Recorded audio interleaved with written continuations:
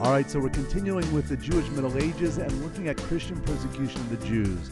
Now we're going to take a look at three different events that happened in different parts of Europe, but the events that happened in Spain were much more dramatic, and therefore we're going to focus on Spain to appreciate the implications and how far-reaching they were. Let's begin with a quick look at the history of Spain. Now, Spain is located in the Iberian Peninsula. It's a very fertile area of land, and the Christians had control for many years until the year 711. We have the beginning of the Muslim conquest where they come over from Africa, and then for the next 500 years, we have Muslim rule. And that was known as the Golden Age of Spanish Jewry, where Jews really began to flourish under the Muslims, who were always easier to live with than their Christian counterparts.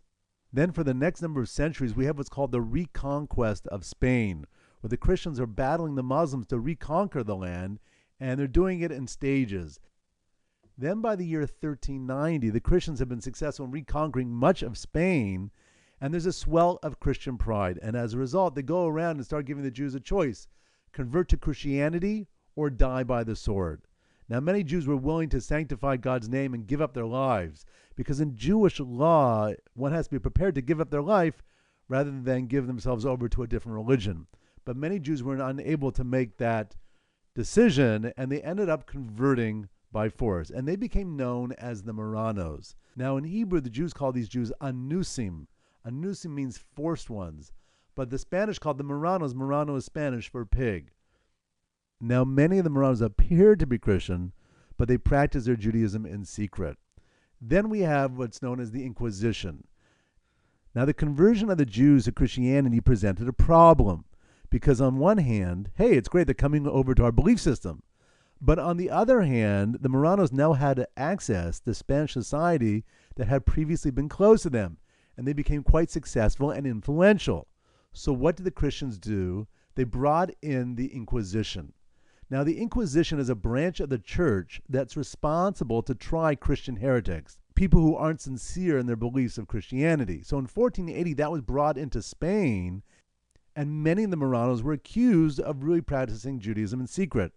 And it became a torturous time for the Jews. Now the church encouraged Christians to turn in Jews, and they gave them a tip sheet. They said if you see a Marrano put out a white tablecloth on Friday afternoon, it was a sign they intended to observe the Sabbath. If you saw Jews forgiving each other before Yom Kippur Day, there's a chance they were still observant. And they also have a sign. They said if you see a Jew take 3 steps forward and shake backwards and forwards, it was a sign they were praying to their God. So the Inquisition became a torturous time for the Marranos. Now, it's important to point out that it was only the Marranos who suffered under the Inquisition. The Jews who were still observant of Judaism weren't prey to the Inquisition because they were Jewish. They weren't Christian heretics. The Spanish held what was known as the auto de fe, where they would often decorate the town square and then burn Jews alive at the stake. That was the Inquisition. It went on for a number of years, and thousands of Jews were killed. Finally, we have the expulsion from Spain. In 1491, the Christians are finally successful in conquering Spain, and then Queen Isabella and King Ferdinand come up with the edict to expel all Jews from the country. At that time, the finance minister of Spain was a rabbi known as the Abarbanel. He tried to get them to rescind the decree, but he wasn't successful. And in 1492, on Tisha B'Av, the 9th day of the Jewish month Av, which is a day of tragedy we actually speak about in the Crash Course in Torah, the Jews were expelled from Spain. And en masse, Jews who didn't convert left Spain. Many of them went to Portugal, where just a few years later they were expelled once again. And this is the roots of Sephardi Jewry. In Hebrew, Spain is Sephard. So a Sephardic Jew is a Jew that has his ancestry going back to Spain. Now, the Spanish expulsion was the most dramatic expulsion. Jews have been expelled from many different countries. A grand total of about 80 different nations have expelled the Jews. But the Jews in Spain for centuries had lived relatively safe and sound, especially under Muslim rule, and they became quite affluent and aristocratic. So when the Jews of Spain were expelled, that sent shock waves throughout the world. And that's going to send a strong message to other nations to provoke them to get rid of their Jews. So that's a look at 3 more forms of persecution: conversions, inquisitions, and expulsions. And again, they happen in different parts of Europe, but the events of Spain were of a much higher magnitude. So let's do a little review.